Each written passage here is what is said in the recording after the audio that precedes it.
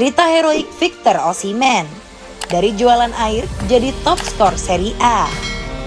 Seorang superhero manusia bertopeng Napoli Victor Osimhen kini menjelma menjadi monster yang menakutkan di Serie A maupun Eropa dengan torehan gol-golnya. Namun siapa sangka, dari balik topengnya itu tersimpan cerita heroik kehidupan pribadinya. Sejak ia kecil, jalannya menjadi pesepak bola bukan hal yang mudah bagi Osimhen. Menurut wawancaranya dengan Nadia Sport, hidupnya penuh dengan perjuangan dan air mata. Ia tumbuh dan besar di daerah pinggiran Nigeria, Lagos. Ia tinggal di pemukiman kumuh. Sudah tinggal di lingkungan yang kumuh, beban Osimhen sebagai anak di usia sekolah pun bertambah karena ditinggal ibunya meninggal sejak kecil. Ayahnya pun sempat sakit-sakitan dan kehilangan pekerjaan. Setelah ibunya meninggal, alhasil ia dan beberapa saudara kandungnya berupaya mencari cara agar bisa bertahan hidup. Jualan air dari jalan ke jalan adalah cara yang ditempuh Osimhen kecil, menjajakan air bersih demi mencukupi kebutuhan keluarganya.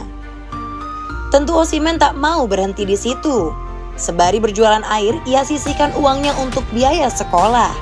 Tak lupa, ia bermain sepak bola rutin dengan teman sebayanya. Kemampuannya dalam mengolah si kulit bundar pun sudah terlihat sejak saat itu. Ia dianggap teman-temannya mempunyai kekuatan ekstra secara fisik dan kecepatan ironisnya. Keterbelakangan ekonomi membuat Osimhen tak bisa membeli sepatu bola. Satu-satunya sepatu bola yang ia punya kala itu hanya sepatu bola bekas yang ia temukan di pembuangan sampah. Titik balik Osimhen menjadi pemain sepak bola profesional dimulai ketika ia dipanggil timnas Nigeria U17. Sebelumnya Osimhen telah bergabung dulu dengan sebuah akademi sepak bola lokal bernama Ultimate Strikers. Bersama teman-teman dari klub itulah, talenta Osimhen yang membantu dirinya sampai ke timnas Nigeria U17. Ketika itu adalah mantan pemain Barcelona Emmanuel Amonaik di tahun 2015. Sejak saat itu Amonaik tak ragu menjadi Carolus sebagai pemain andalan karena atribut mewahnya secara fisik dan kecepatan.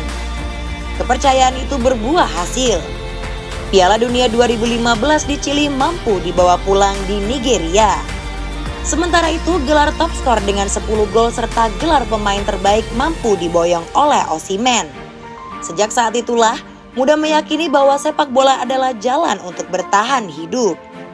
Kegacoran di usia muda membuat klub-klub Eropa mulai meliriknya.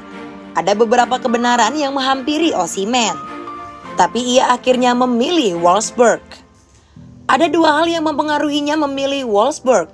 Waktu itu yang pertama karena Wolfsburg adalah klub yang sedang menjalin kemitraan dengan klub Osimhen Ultimate Strikers Academy. Dan yang kedua bagi Osimhen adalah soal uang. Bukan perkara keserakahan. Namun Osimhen tahu diri, bagaimanapun ia masih butuh banyak uang untuk memperbaiki kesejahteraan keluarganya. Alhasil, dengan uang kontraknya itu, ia membelikan ayahnya rumah yang layak di Lagos, serta mengirimkan sebagian uangnya secara rutin pada saudara kandungnya. Namun ketika di Wolfsburg, susah berjuang untuk mendapatkan waktu bermain lebih.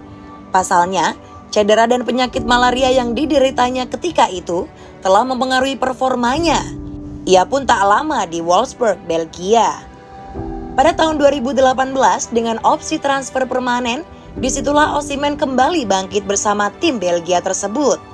Osimhen mengemas 20 gol dalam 36 pertandingan dan membuat namanya kembali harum. Namun, jelang musim kedua bergulir, klub Belgia itu mencium bau keuntungan dari talenta Victor 20 juta pounds. Ketika itu diketahui sedang mencari pengganti Nicolas yang hijrah ke Arsenal. Osimhen menjadi lebih baik. Dia mencetak 2 gol pada debutnya dalam kemenangan 21. Dan uniknya, meskipun di Lille hanya semusim, ia sudah menjadi top skor tim itu dengan 18 golnya di semua kompetisi. Berkat pejabat itu, Napoli di bawah Gattuso Utara untuk menggaetnya bahkan berani menjadikan Osimhen rekor pembelian termahal klub, yakni sebesar 70 juta pounds. Status sebagai pemain termahal benua Afrika mengalahkan beberapa seniornya di Nigeria. Namun cerita pencapaian Osimhen sampai di Napoli kembali menjadi cerita sedih. Beberapa bulan setelah menyelesaikan kesepakatan dengan Partenope, ia kehilangan ayah tercintanya.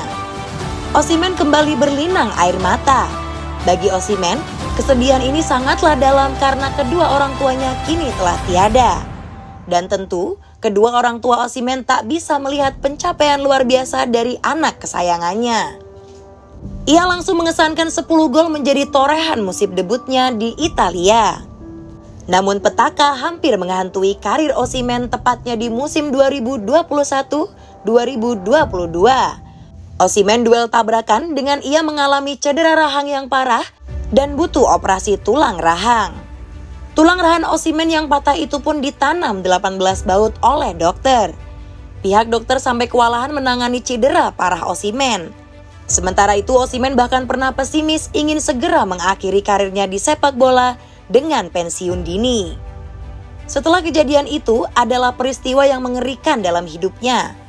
2 bulan Osimhen menepi. Ia pun akhirnya diberi solusi oleh dokter untuk beraktivitas normal sebagai pesepak bola.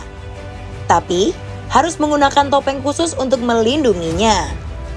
Peristiwa cedera fatal itu kemudian tak membuat Osimhen patah arang. Setelah sembuh, performa dan naluri golnya masih terjaga. Berkat pemulihan dan kerja keras yang tepat seperti kehidupan kedua Osimhen. Osimhen lahir kembali sebagai manusia bertopeng. Sebuah jati diri yang baru layaknya seorang superhero. Kini manusia bertopeng itu jadi buruan tim-tim besar sampai sekarang. Namanya terus menghiasi gemerlap lantai. Bursa transfer harganya pun kini melambung tinggi. Napoli sudah mematok harga di atas 100 juta per tahun untuknya di musim 2022-2023. Osimhen menggila bersama Spalletti. Ia sementara kini memuncaki daftar top skor Serie A dengan 12 gol. Kisah penuh kesedihan dan berakhir dengan kesuksesan yang telah dialami Osimhen layak untuk dijadikan contoh. Kini manusia bertopeng itu mengalami masa puncak kesuksesannya. Dan semoga ayah dan ibunya dapat tersenyum melihat kesuksesan anaknya itu dari surga.